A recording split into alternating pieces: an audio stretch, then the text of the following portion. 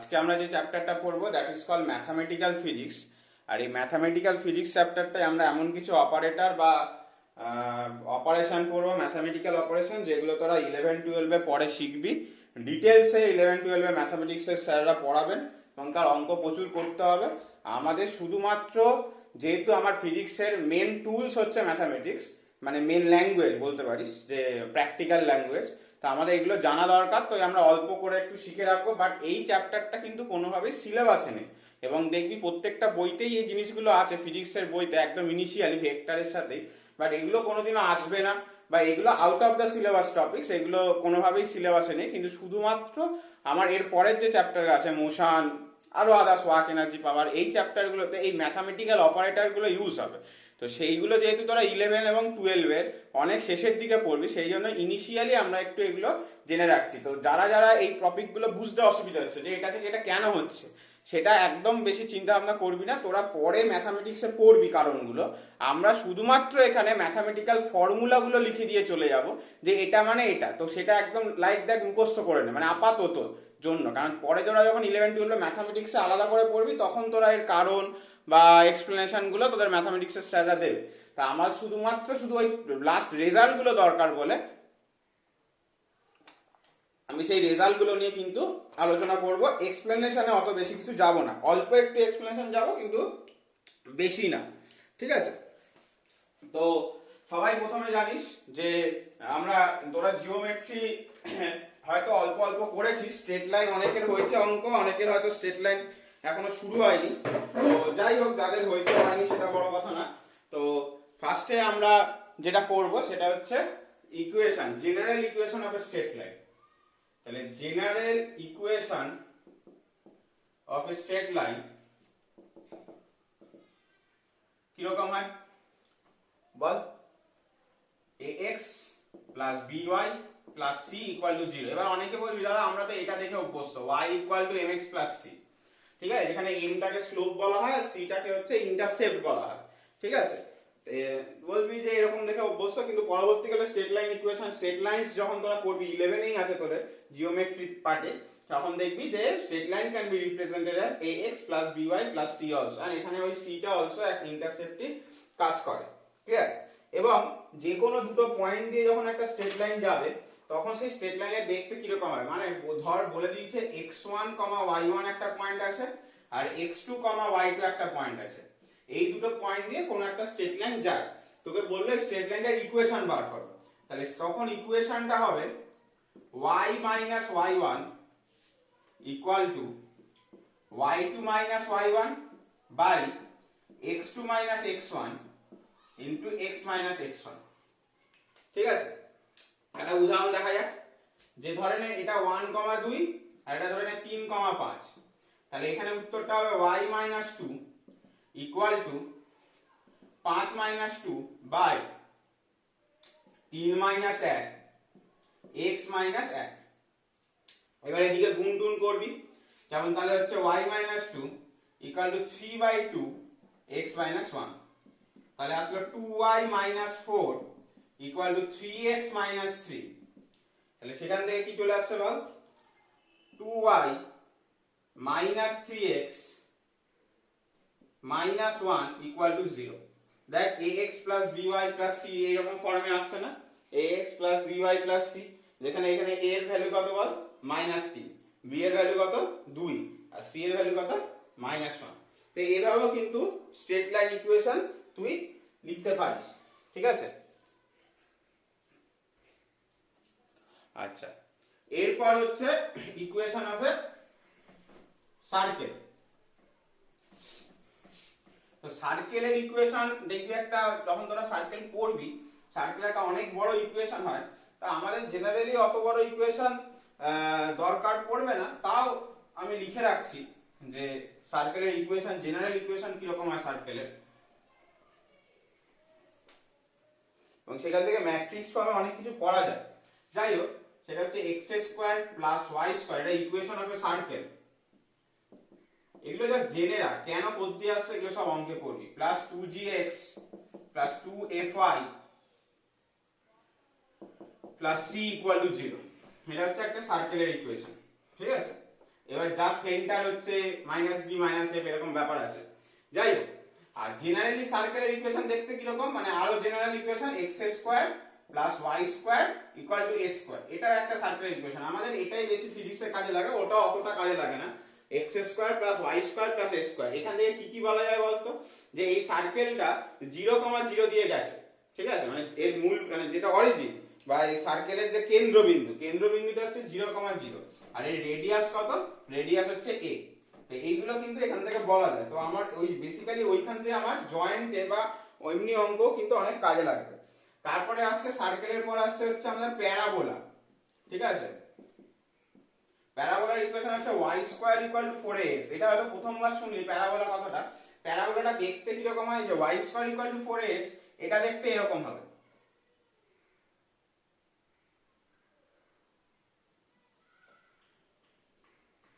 যদি x² = 4ay, এটাও parabola, কিন্তু সেটা হচ্ছে এরকম হবে। তো প্যারাবোলা কখন বলবো, যে x এবং y কোঅর্ডিনেট 2D ডাইমেনশনে যখন একটার কোয়াড্রেটিক নেওয়া হচ্ছে, মানে যার স্কয়ার টার্ম আছে আর একটা লিনিয়ার টার্ম আছে, ঠিক আছে, তখন তাকে আমরা প্যারাবোলা বলে থাকছি। আর প্যারাবোলা দেখতে এরকম হয়, আর ইকুয়েশন গুলো এরকম হয়, y² = 4ax আর x² = 4ay। তুই এদিকে যদি আঁকতিস তাহলে y² = -4ax দিতিস, ঠিক আছে। তো সিমিলারলি কিন্তু এগুলো করা যায়। তো এগুলো আস্তে আস্তে তোরা শিখে যাবি, কোনো অত বেশি টেনশন বা অত বেশি নেওয়ার দরকার নেই। আপাতত জাস্ট এটা ইনফরমেটিভ একটা লেকচার, ঠিক আছে। এখান থেকে আমার মেন টপিক যেটা লাগবে সেটা আমি লাস্টে পড়াবো, ডিফারেন্সিয়েশন, ইন্টিগ্রেশন। ওটা খুব ভালো করে তোদেরকে বুঝতে হবে, ওটা না বুঝলে পরের চ্যাপ্টারে আর ফিজিক্স কিছুই হবে না। এগুলো অতটাও কাজে লাগে না, কিন্তু যেহেতু চ্যাপ্টারে আছে আমি বলে দিচ্ছি। তারপর হচ্ছে ইলিপস। ইলিপস হচ্ছে x² / a² + y² / b² = 1। এবং ইলিপস দেখতে কিরকম হয়, উপবৃত্ত যেটাকে বলছে, বুঝলি তো, এরকম দেখতে। তারপর হচ্ছে হাইপারবোলা। হাইপারবোলা দেখতে কিরকম হয়, x² / a² - y² / b² = 1, ঠিক আছে। সবাই বুঝতে পেরেছিস, x² / a² মাইনাস, কিন্তু প্লাস থাকলে ইলিপস আর মাইনাস থাকলে হচ্ছে হাইপারবোলা। আচ্ছা, হাইপারবোলা দেখতে কিরকম হয়, এরকম, ক্লিয়ার, এরকম দেখতে হবে। দুটো এরকম এত দূর দূর থাকবে না, কাছাকাছি থাকবে।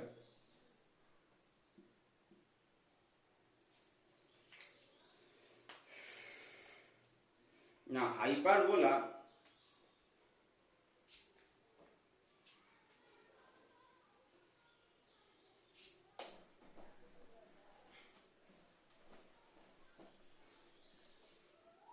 এবার তোরা ট্রিগোনোমেট্রির পার্টটা আমি পড়াচ্ছি না, কেন ট্রিগোর পার্টটা সবাই মোটামুটি জানিস। মানে এই দেখ, sin a + b ফর্মুলা কি হবে, তারপর cos a + b ফর্মুলা কি হবে, ঠিক আছে, sin a + sin b কত হবে, তারপরে cos a + cos b কত দেবে, এগুলো তোরা জানিস বা না জানলেও ট্রিগোতে একদম ইনিশিয়াল চ্যাপ্টার, এগুলো একটু বই থেকে দেখবি, ঠিক আছে। শুধুমাত্র রিলেশনগুলো মনে রাখবি, মানে ফর্মুলাগুলো, সেগুলো আমাদের কাজে লাগবে, আর কোনো কিছু কাজে লাগবে না, ফর্মুলাগুলো মনে রাখবি। তো ট্রিগোর যে পার্টটা আছে এই চ্যাপ্টারে, সেটা আমি পড়াচ্ছি না, ডাইরেক্ট আমি জাপ করছি, যেটা হচ্ছে বাইনোমিয়াল এক্সপানশন। এটা খুব লাগে, বাইনোমিয়াল এক্সপানশন।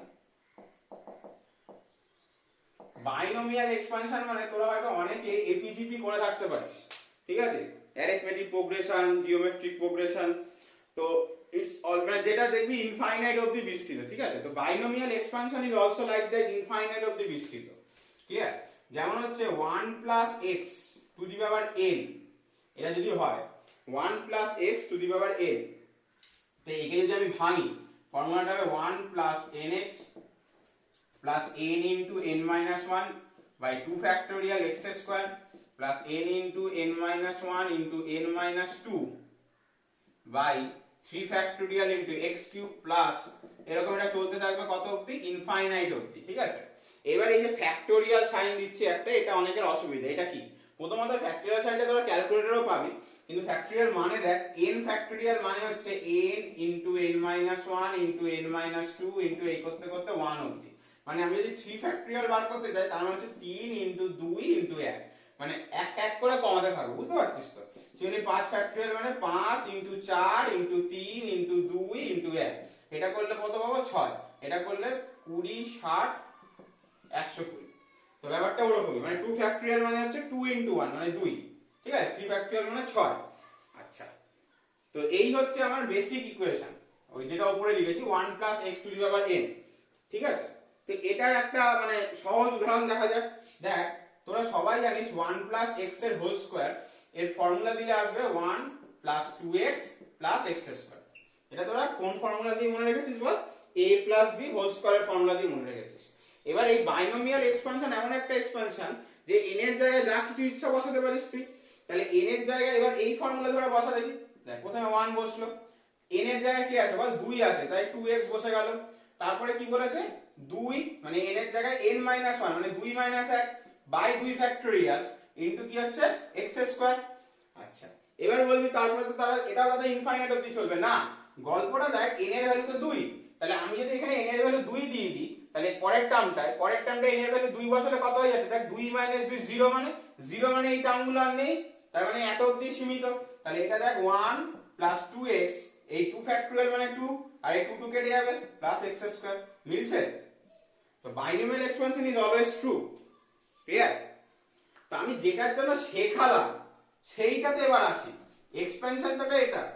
এইবার এখানে একটা গল্প আছে, যদি পাওয়ারটা মাইনাসে থাকে, ধর 1 plus x to the power -1 বার করতে বলেছে, মানে n এর ভ্যালুটা মাইনাসে আছে, কিচ্ছু না, ফর্মুলা হবে 1 minus nx plus n into n minus 1 by 2 factorial x square minus n into n minus 1 n minus 2 by 3 factorial x cube plus এরকম চলতে থাকবে।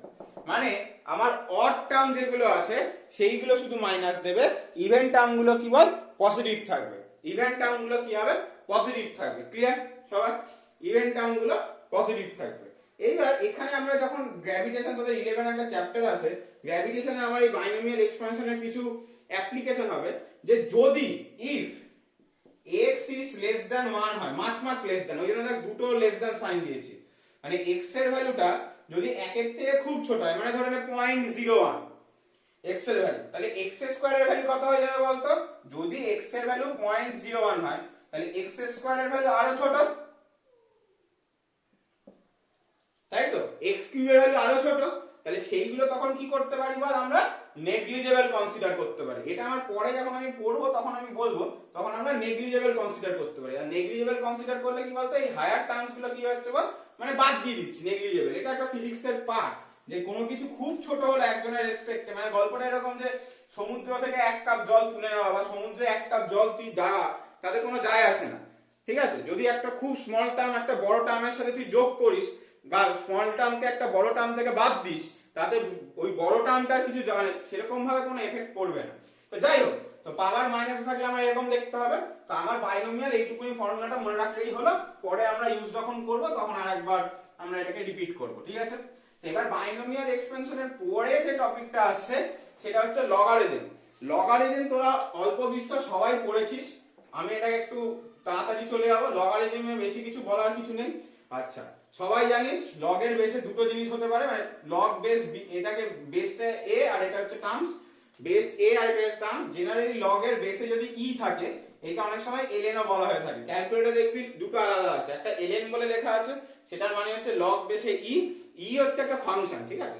মানে একটা e এর একটা নির্দিষ্ট ভ্যালু আছে। ক্যালকুলেটরে দেখবি e to the power x আছে, দেখবি e টু দি পাওয়ার 1 মেরে দেখবি একটা নির্দিষ্ট ভ্যালু দেবে। আর লগ বেস যদি 10 দেয়, লগ বেস যদি কেউ 10 ইউজ করে তাহলে শুধু লগ ইউজ করে, দেখবি ক্যালকুলেটরে ln বলে লেখা আছে, ln মানে হচ্ছে লগ বেস e, আর লগ বেস 10 কে লগ বলেই লেখা আছে। তো তুই যে কোনো একটা ইউজ করতে পারিস, ঠিক আছে? ওরকম কোনো ব্যাপার নেই। তো মানে দেখতে হবে অঙ্কে কি রকম কি মানে অঙ্কে কি আছে তার উপর, ঠিক আছে? যেমন এগুলোর প্রপার্টি সবাই জানিস, যে log a plus log b equal to log ab, log a minus log b equal to log a by b, ঠিক আছে? আর log a to the power n কি হবে? পাওয়ারটা আগে চলে আসবে log a, ঠিক আছে? এটা ln গুলোর জন্য সব ট্রু, ঠিক আছে? মোটামুটি এই তিনটে ফর্মুলা জানলেই আমার লগের গল্প শেষ, ঠিক আছে? তো এবার অ্যাপ্লিকেশন যখন করব তখন দেখব লগারিদমের অনেক কিছু আছে। আচ্ছা, যদি বেস আর ইয়ে এক হয় তাহলে সেম হবে, log a a, মানে যদি বেস আর টার্ম সেম হয় তাহলে কত দেবে বল? 1 দেবে, ঠিক আছে? তো এই চারটে ফর্মুলা মনে রাখলে আমার হয়ে যাবে। এই হচ্ছে লগারিদমের গল্প। এইবার যে পার্টটা আমি ঢুকছি, that is the most important part, এবং এইটা আমি একটু বোঝাবো যে কি করে কি হচ্ছে। দ্যাট ইজ ফার্স্ট হচ্ছে ফাংশন, and then বোঝাবো হচ্ছে ডিফারেন্সিয়েশন,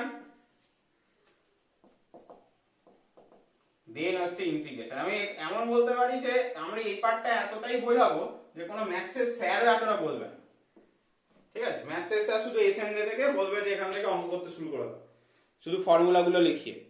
কিন্তু আমার এই পার্টটা, ক্যালকুলাস পার্টটা দরকার নেই এত বোঝার, কিন্তু আমি বোঝাবো।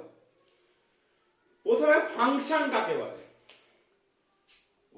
y equal to x square, এটা তোরা আগেও লিখতে দেখেছিস। এখানে x এর ভ্যালু মাইনাস ইনফিনিটি থেকে শুরু করে প্লাস ইনফিনিটি অবধি যা ইচ্ছা তুই ধরতে পারিস। তুই x এর ভ্যালু -2, x এর ভ্যালু -1/2, x এর ভ্যালু 0, x এর ভ্যালু +2, x এর ভ্যালু +18, যা ইচ্ছা ধরতে পারিস।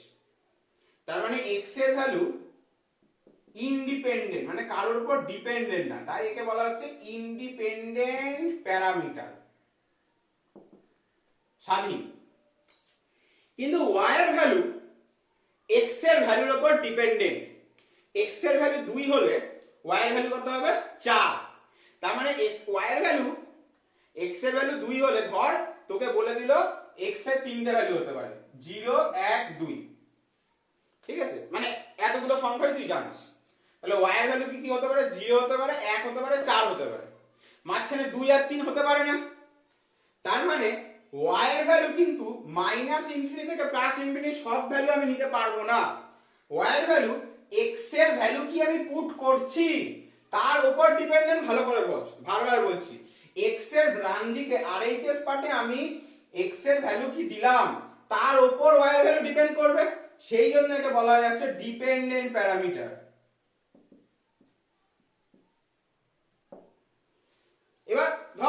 এবার এখান থেকে ফাংশনের গল্পটা আসছে, এটাকে আমরা y equal to function of x এভাবে লিখতে পারি। y ইকুয়াল টু, কথাটা একবার বলছি, y equal to function of x, that means যে y is a dependent parameter on x। কিন্তু কিভাবে ডিপেন্ডেন্ট আমরা জানি না। ধর এই লেখাটা মানে y equal to function of x, এই লেখাটা মানে y x এর উপর ডিপেন্ডেন্ট, কিন্তু y x এর উপর কিভাবে এক্স্যাক্টলি ডিপেন্ডেন্ট সেটা কিন্তু এই লেখা থেকে বলা যাবে না, সেটা কিন্তু এই লেখা থেকে আমি ইন্টারপ্রিট করতে পারবো না কোনোভাবে। আবার বলছি, যখনই আমার লেখা হবে y is a function of x, তখন আমি বুঝতে পারবো x হচ্ছে ইন্ডিপেন্ডেন্ট প্যারামিটার, y হচ্ছে x এর ভ্যালুর উপর ডিপেন্ডেন্ট প্যারামিটার। কিন্তু অ্যাকচুয়াল ইন্টারপ্রিটেশন মানে অ্যাকচুয়ালি y x এর সাথে কিভাবে ডিপেন্ডেন্ট, অ্যাকচুয়ালি y x এর সাথে কিভাবে ডিপেন্ডেন্ট মানে যে y equal to x square, না y equal to x cube, না y equal to x to the power half, মানে অ্যাকচুয়াল রিলেশনটা কি সেটা কিন্তু আমি এই বক্স পার্ট থেকে কোনোদিনই বুঝতে পারবো না। সেই জন্য কিন্তু আমার ফাংশন মানে এটা জানা দরকার। তাহলে ফাংশনের তাৎপর্যটা কি, যে এইটা লেখা মানে আমি বুঝে যাচ্ছি যে x এর ভ্যালুর উপর y ডিপেন্ডেন্ট করবে। তো function is a one kind of new thing যেটা তোরা পড়লি, যে যেখান থেকে বোঝা যাচ্ছে y x এর উপর ডিপেন্ডেন্ট। এবার যদি আমি লিখতাম y is a function of x, z, y is a function of x, z, তাহলে এখান থেকে কি হয়ে যাচ্ছে y x এর উপরও ডিপেন্ডেন্ট, y z এর উপরও ডিপেন্ডেন্ট। মানে দেখতে কি রকম, এরকম হতে পারে y equal to x square z, এটা আমি যে কোনো একটা রিলেশন এরকম ধরতেই পারি, ঠিক আছে? তাহলে তখন কি হচ্ছে, তাই x এর উপরও ডিপেন্ডেন্ট, z এর উপরও ডিপেন্ডেন্ট, এই লেখাটা থেকে বোঝা যাচ্ছে। তো this is known as function, this is known as function. এবার দেখ ডিফারেন্সিয়েশনের গল্পটা ব্যাক। ধর y is a function of x, এটা গ্রাফ কি রকম দেখতে, মানে y ইকুয়াল টু ধরে নে x স্কয়ার, তাহলে এটা তো y একটা ফাংশন অফ x, তাহলে y equal to x square graph দেখতে এরকম, ঠিক আছে? ইউ আকৃতি দেখতে। এবার ধরে নে এই একটা ভ্যালু নিলাম পয়েন্ট, যে কোনো পয়েন্ট যার করসপন্ডিং ভ্যালু হচ্ছে x1, করসপন্ডিং ভ্যালু হচ্ছে y1। আরেকটু দূরে একটা পয়েন্ট নিলাম যার করসপন্ডিং ভ্যালু হচ্ছে x2, সিমিলারলি এখানে করসপন্ডিং ভ্যালু হচ্ছে y2। ছবিটা কিন্তু ক্লিয়ার, সবাই দেখতে পাচ্ছে। দেখ x1 থেকে x2 কিন্তু খুব অল্প সরেছে, তার জন্য y1 থেকে y2 কিন্তু অনেক বড়, কারণ দেখ x স্কয়ার দ্বিঘাতের সাথে সমান। যাই হোক, অত কিছু ব্যাপারটা না। এবার ডিফারেন্সিয়েশন বোঝার আগে আমাকে ডেল্টা সাইন নিয়ে একটু মাথা কামাতে হবে। ডেল্টা সাইন তিন রকমের হয়ে থাকে, ঠিক আছে? তো আমরা প্রথমে এই ডেল্টা সাইন নিয়ে বোঝাবো। এই ডেল্টা সাইনটা তোরা আগেও দেখেছিস। এটা কিন্তু আমরা এখানে ত্রিভুজ বা ট্রায়াঙ্গেলকে বোঝাচ্ছি না, এটা জিওমেট্রি হচ্ছে না, এটাকে ক্যালকুলাস বলে। অঙ্কের সবথেকে ইম্পর্টেন্ট পার্ট বা এই ক্যালকুলাসের উপরই সবকিছু, ফিজিক্সের মেন টুল হচ্ছে ক্যালকুলাস, ঠিক আছে? আচ্ছা, এই ডেল্টা এক্স এটা লেখা মানে হচ্ছে এক্স এর যে কোনো দুটো ভ্যালুর মধ্যে বিয়োগফল। যদি আমি লিখতাম ডেল্টা ওয়াই, তাহলে আমি হচ্ছে ওয়াই এর যে কোনো দুটো ভ্যালুর মধ্যে বিয়োগফল। এবার বলছে এই যে কোনো দুটো ভ্যালুর মধ্যে বিয়োগফল যদি তুলনামূলকভাবে কম্পেয়ারেবল হয়, মানে একটু বড় হয়, তখন আমি কিন্তু এর আগে কি দেব, ডেল্টা এক্স সাইনটা দেব। আচ্ছা, এবার যদি একজনকে আরেকজনকে দিয়ে ভাগ করি, delta y by delta x করি, তাহলে কত পাচ্ছি বল, y2 y1 by x2 x1। Clear? y2 y1 by x2 x1। এবার বলছে তার মানে এই জিনিসটা কি বোঝাচ্ছে বলতো, change of y due to change of x। কারণ x এর ভ্যালু x1 থেকে x2 হয়েছে বলেই y এর ভ্যালু y1 থেকে y2 হয়েছে। x এর ভ্যালু x1 থেকে x2 হয়েছে বলে y এর ভ্যালু y1 থেকে y2 গেছে।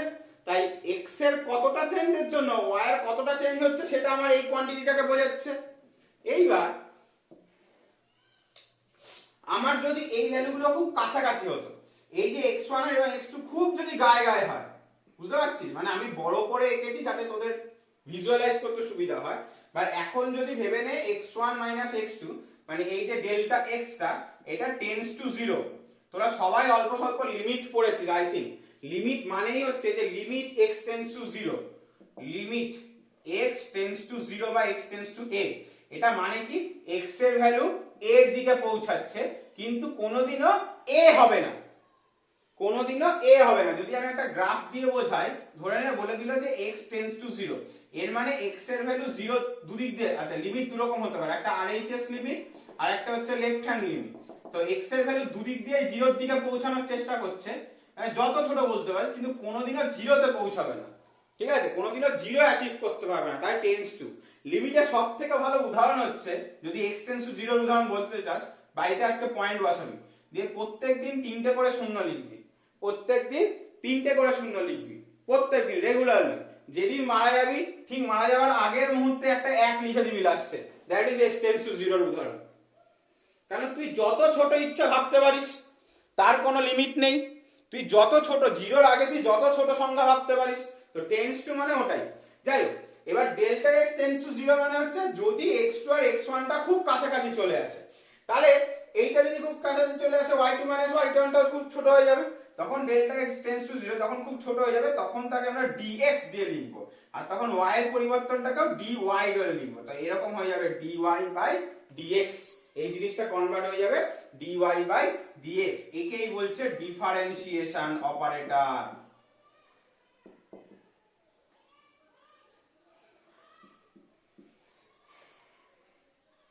মানে d dx of y, মানে x এর সাপেক্ষে বা x এর অল্প পরিবর্তন। dx মানে হচ্ছে সব সময় অল্প। মানে ধরে নে আমরা আজকে লিখছি, ধর x1 মানে হচ্ছে x1, আর ধরে নে x2 মানে লিখছি x1 plus dx। Plus dx মানে হচ্ছে x2 টা x1 এর থেকে অল্প বড়, খুবই সামান্য, মানে খুবই সামান্য।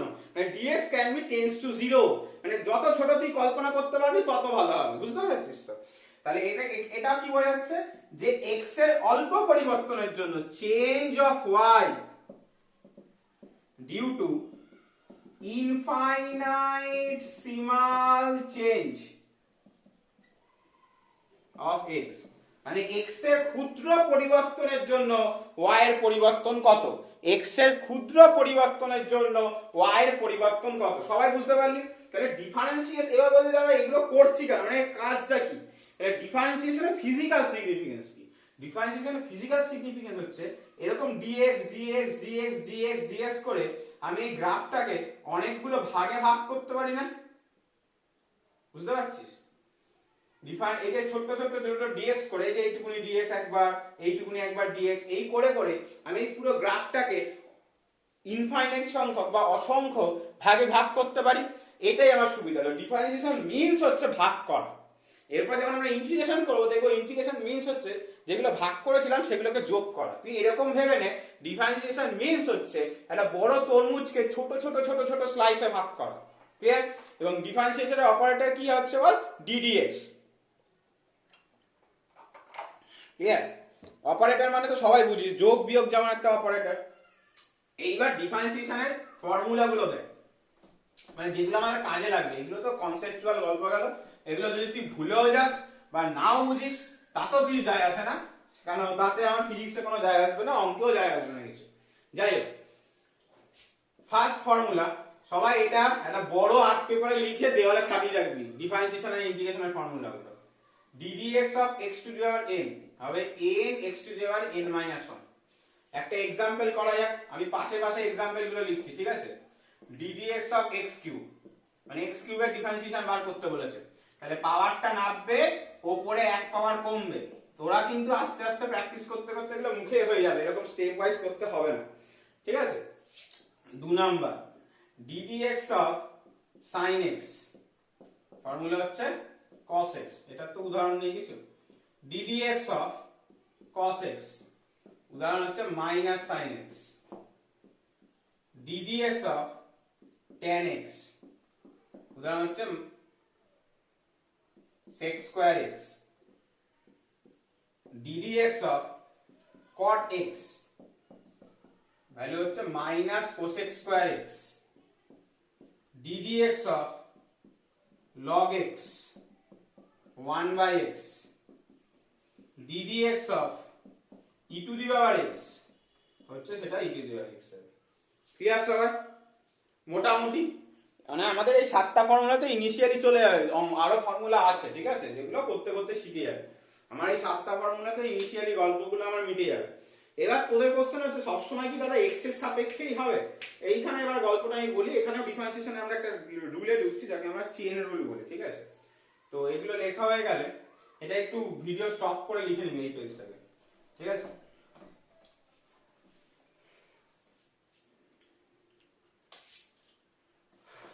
নেক্সট হচ্ছে চেইন রুল।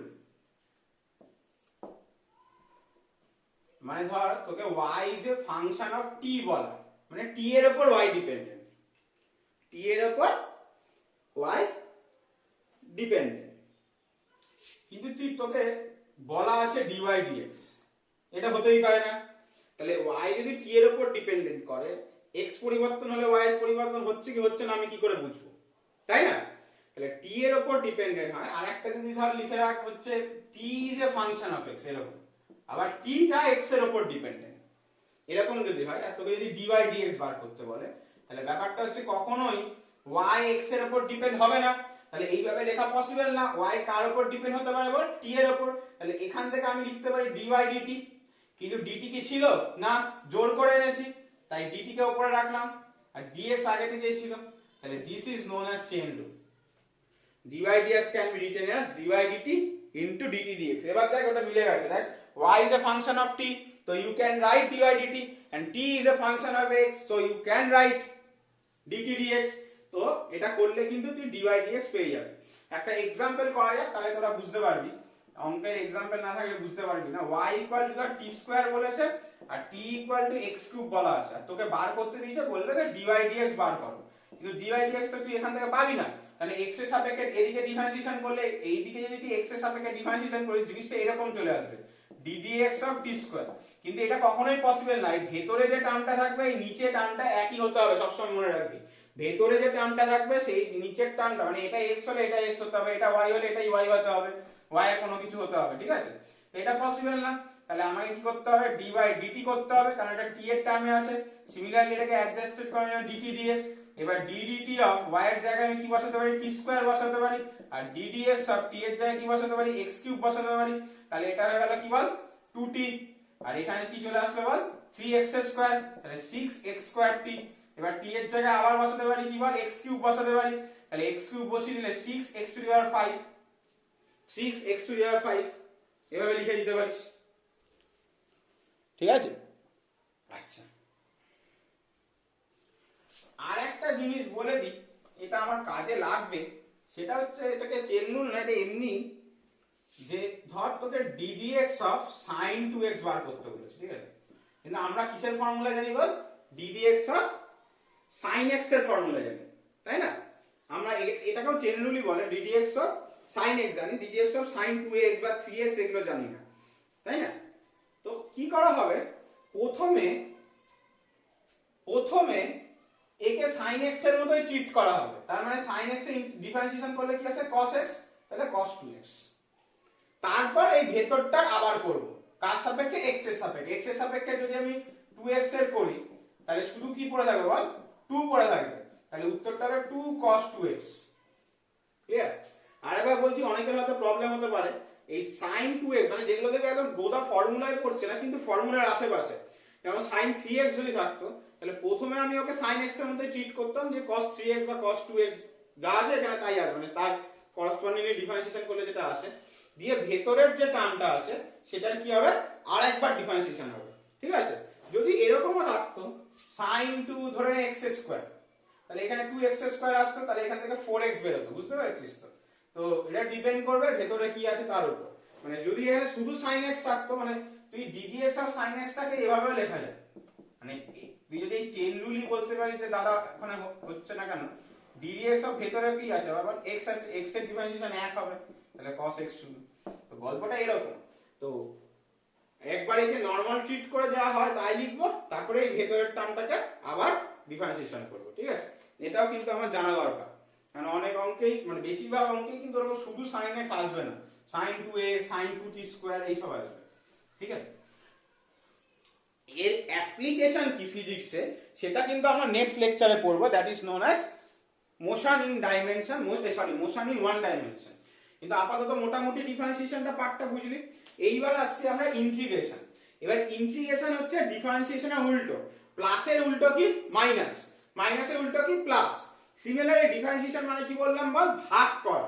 ইন্টিগ্রেশন মানে হচ্ছে যোগ করা। এই যে এখনই y x স্কয়ার জিনিসটাকে আমরা ছোট ছোট ছোট ছোট টার্মে ভাগ করলাম, এই ছোট বা একটা তরমুজকে যে বললাম বড় ছোট, একটা বড় তরমুজকে তোরা ছোট ছোট স্লাইসে ভেঙে নে। এবার ওই ছোট স্লাইস গুলোকে যদি আমি যোগ করি, ওই ছোট স্লাইস গুলোকে যদি যোগ করি, মানে আমি এই dx গুলোকে যদি যোগ করি, তাহলে পুরো এই গ্রাফটা আবার ফিরে পাবো, পুরো এই গ্রাফটা ফিরে পাবো। একে বলা হচ্ছে ইন্টিগ্রেশন। এবার তোদের কোশ্চেন আসবে, দাদা তুমি যদি এই পুরো গ্রাফটাই পেতে চাইতে তাহলে প্রথমে ভাঙলেই বা কেন আর পরে এত যোগ করলেই বা কেন? গল্পটা হচ্ছে ফিজিক্সের অনেক আমরা থিওরি পড়বো, দেখবি এর পরের চ্যাপ্টারগুলোতে তোদের ক্লিয়ার হয়ে যাবে যে আমি যদি কোন একটা, মানে যদি পুরো রাস্তার জন্য করি, মানে ধর একটা গাড়ির একটা রাস্তা দিয়ে যাচ্ছে সে 5 কিলোমিটার জোর, এবার সে যদি 5 কিলোমিটার দূরে আমি গণনা করি, সেই গণনাটা টাইম সাপেক্ষ এবং অ্যাজ ওয়েল অ্যাজ কমপ্লেক্স হয়ে যাবে।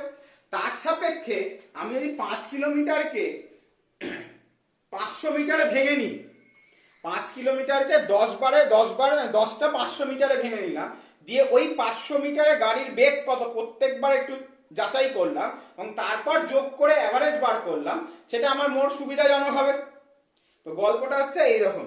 তার জন্যই যে কোনো একটা ছোট পার্টের উপর প্রভাব কত সেটা দেখে নিয়ে আমি ফুল বডির জন্য ইন্টিগ্রেট করে দেবো। ইন্টিগ্রেট মানে হচ্ছে ফুল বডির জন্য দেখা, মানে ওই ছোট ছোট স্লাইস গুলোকে যদি যোগ করিস তাহলে আবার একটা পুরো তরমুজ ফিরিয়ে পাবি।